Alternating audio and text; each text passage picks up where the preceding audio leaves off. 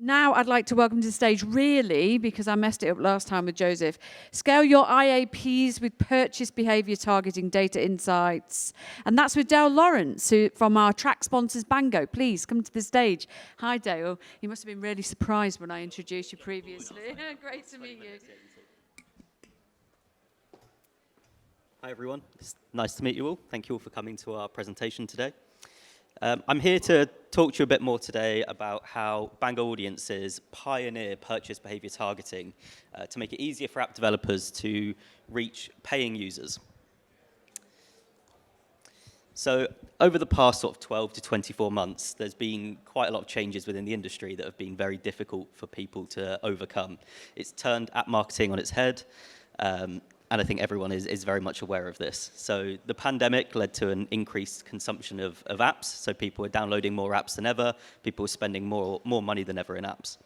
So what we then saw was privacy changes directly after this. IDFA and cookies were deprecated. There's talk of Google Ad IDs being deprecated towards the end of this year as well. So more changes are coming. So the available data for UA experts and app developers to use to target their campaigns has become dramatically reduced. So people know less about the users they're acquiring. They struggle to track them and understand what those users are doing within their app. So when you monetize via in-app purchases predominantly, this obviously becomes incredibly important.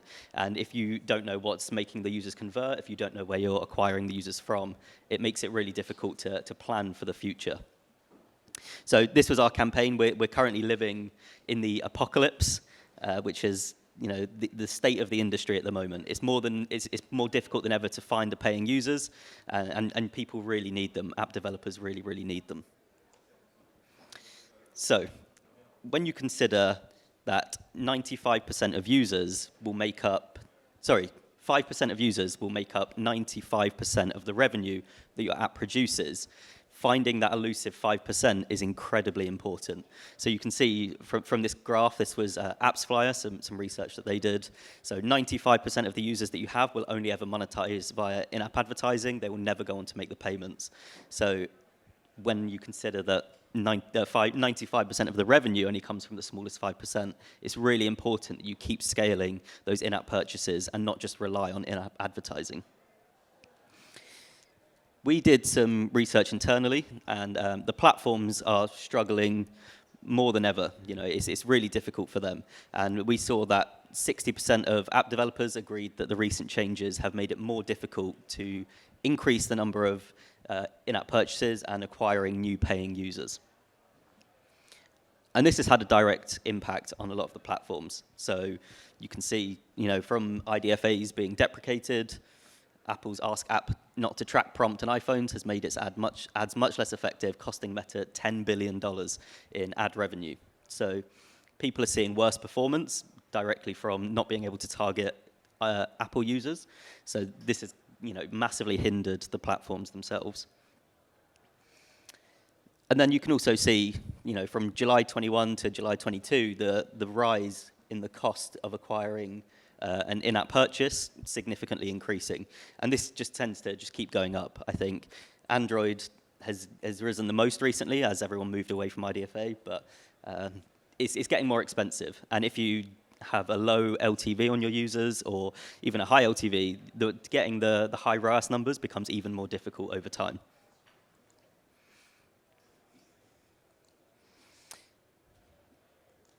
So it's a short-term solution to a long-term problem. So if we just quickly jump back in a bit of time to understand where we are now, if you look at, it was mid-2021 when IDFA was deprecated. So this happened, everyone knew it was coming, but no one was really prepared for it. So it took a bit of time to overcome a lot of these obstacles. This directly resulted in a loss of own data to segment and target. So app developers found it more difficult to target and to understand what their users were doing. Directly from this, people started to move all of their budget to Android. No one wanted to target iOS users because they didn't know who they were targeting and they couldn't track what they were doing. So they thought, we'll just move nearly all of our budget to Android and spend our money there. As a result of this, the increase in Android targeting costs was huge. Android was notoriously cheap to target previously, and it very quickly became more expensive. And again, getting those high ROAS numbers and achieving 100% ROAS was incredibly difficult. So then the advertising platforms more recently have started to advise people to target broadly. So I've heard from multiple clients that we work with, their Facebook partners, their TikTok partners, everyone tells them, spend all of your money targeting broadly. Don't set any parameters, don't do any interest targeting, anything like that. Just go as broad as possible to reduce the costs. So what this is now resulting in is that people there's a big loss of data to influence future development of the platforms. So over time, if you use interest targeting, if you use audiences, and you know the users that you're acquiring, it becomes very easy to plan for future development because you know what is resonating well with the users. Whereas if you're just targeting broadly using AAA or just targeting countries with really broad gender and age limits, understanding those users becomes very, very difficult to know what's resonating well with them and what's making them install and make purchases. So planning future development that's going to resonate well with your users becomes really difficult. So how do you start to take back control of your UA targeting? So what you need is a compliant information source. You know, it needs to be cookie and IDFA free and soon to be Google Ad ID free as well. And you need it to be GDPR and CCPA compliant. For apps that monetize via in-app purchases, this becomes very, very difficult. So purchase behavior targeting is a novel and reliable source. It's not subjective. It's not based on broad-based demographics and psychographics. And 61% of app developers think that purchase behavior targeting provides the solution to many of these issues that you see on the left-hand side. So what does Bango do? So Bango is a payments platform that processes in-app payments for the major app stores. What we do is we look at the data that we have, and we process billions of dollars of in-app purchases across millions of apps. We then analyze this payment data and build custom audiences from it. So we understand exactly what users are doing. We can map out their data. We can understand what they're doing across a whole ecosystem. And this analysis reveals purchase behavior targeting insights that help you to scale in-app purchases. So we'll just run through some of these. So the first layer of what we recommend to our clients is to target users who pay in similar apps. So what you can do is, if you can come to Bango, we can understand who your competitors are, we can understand who you see as your top competition, and we can find the users who we know have made payments within these competitors. And by doing so, you know, Upland are one of our partners, and they are a metaverse property trading game. They were ahead of the curve. They needed in-app purchases because their game monetized purely through in-app purchases. And using our audiences, when compared to Facebook AAA, they achieved 95% higher ROAS, 37% lower CPA, and 34% lower average cost per unique user. So this is really important to understand how targeting payers is one key area, targeting payers within similar apps to yours, and not having to filter through all of the users who are never going to make a payment is really beneficial to getting stronger performance. Another example, Nexon, based in Korea, they were launching a new app called Counterside, and they wanted to launch into a new market, and we helped them target users within their competitors and different categories. And again, really strong results that they saw here.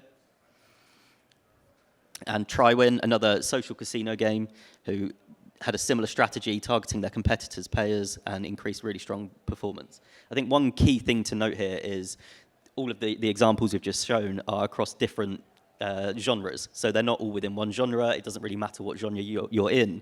If you're using broad targeting options at the minute, you can significantly improve performance by targeting the most relevant users. So then we can start to go a layer deeper. So the second level of insights that we can provide is target categories with a high overlap of payers. So if we work with a partner, they only process payments within their app. They only understand those users from their perspective of the app that they're playing. Because we process payments across a whole ecosystem, we get really good insights into exactly what users are doing across multiple apps. So if they move from one app to another and move from one genre to another and still make payments across both. And this puts us in a really unique position. So, for example, looking at our payment data that we process, you can see, we can talk through some of these examples. So, of 100% of the payers in arcade games, 60% of those also pay in casual games. This might not be, this is quite an obvious example. It's not a really surprising crossover category, but it helps to see the numbers. If you make a payment in a brain training game. 57% also pay in metaverse-based games. So if you are a metaverse game or if you're a brain training game, having these insights to know who you should be targeting becomes really, really beneficial. Bubble shooter game, 70% also make payments in bingo games. Dating apps, 45% make payments in action games. And blockchain, 70% make payments in action survival games. So these are just some of the insights that we can provide by being able to look across the whole ecosystem. Another one, racing games, 43% also pay in Marvel games. So the audience segments that we can create can be really, really specific in helping to understand the users that are most likely to resonate. So what we can also start to provide is a top three for a certain category. So if you have an arcade game, for example, and we can provide what the top 3 categories are. So in this case, if you have an arcade game, it's dating apps, it's casual apps, and it's word games. So these are 3 segments that you could start to target to help increase the number of in-app purchases that you're seeing. Another example, if you have a finance app, it could be payers from adventure apps, beauty apps, and action games.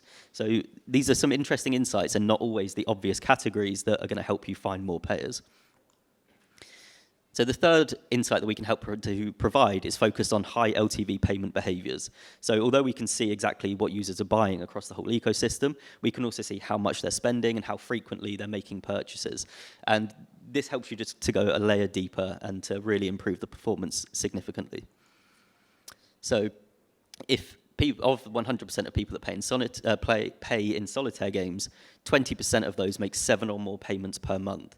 So depending on how your game monetizes, how many purchases your users make on average, this is really interesting because it could be a segment that can benefit your campaigns. Of 28% of people that make payments in casual games make 5 or more payments per month. And 30% of people that make payments in Webtoon apps make 4 or more payments per month. So we can start to break these down really granularly so you can understand which segments are really good for you to target and to improve performance. So focusing on the high LTV categories, one way of doing that is based on the quantity of purchases a user is making. But the most important one that people care about most is the amount the users are spending. So of the top 10% of payers in adventure games, you have the crossover categories. So you have word games, and of the users in word games, the top 10% make 10 or more purchases per month and spend more than $300 per month. Another crossover category would be trivia apps, which make 6 purchases per month, the top 10%, and spend $50 or more. And action games is 20 plus purchases and spend $270 or more. So using this, you can really start to break down how your campaigns are going to be benefited. And if you monetize via lots of small, low-value payments, but a higher quantity, then you might go for the action game audience as a starting point for your campaigns. If you monetize off of clearly larger value purchases, so the word game audience might work well for you because it's 10 purchases, but on average they're spending $300 across those purchases. So this is a really good way to start to get really granular with the data that we can provide and the audiences that you target to take back a bit more control and learn more about the users that are resonating well with you. So layer purchase behavior targeting strategies. So it starts off with apps in your category. So this was our insight number 1. So this is the top level within your top competitors or the apps that you think your users are interested in outside of your own. You then go a layer deeper, and you target based on crossover and overlapping categories.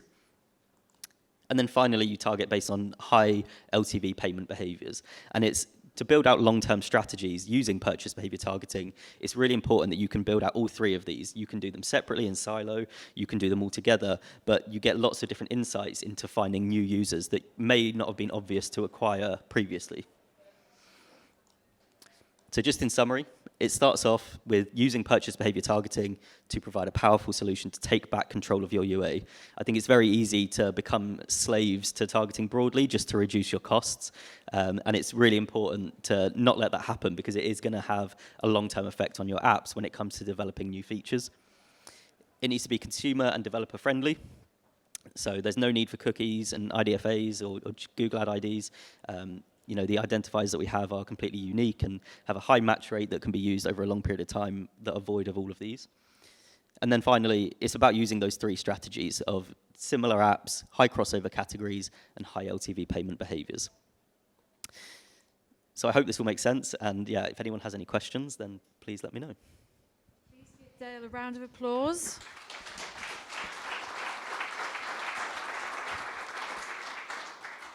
I've got a question. Please, think of some good questions. I'll come around with the mic and ask them. But I've got a question. What do you think has been the impact?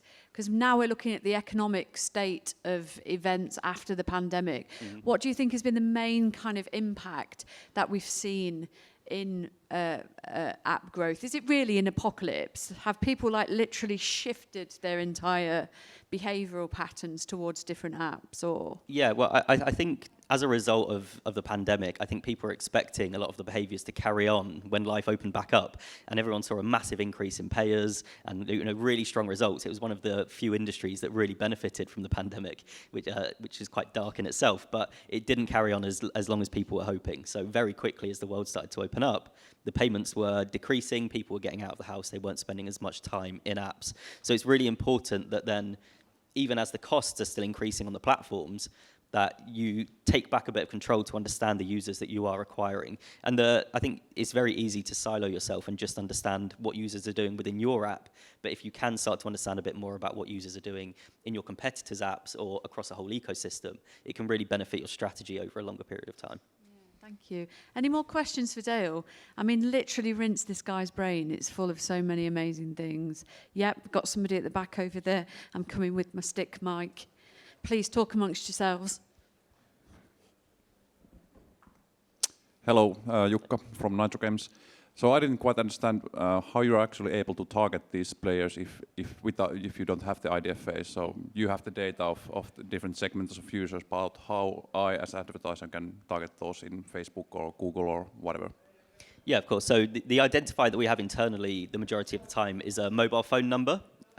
So we can match those to the user's social profile, and then we can create segments based on that. So if we were to use our segmentation tool internally, we can break down of 100% of users that we process payments for, how many fall into making a payment within a puzzle game that's above $10, for example.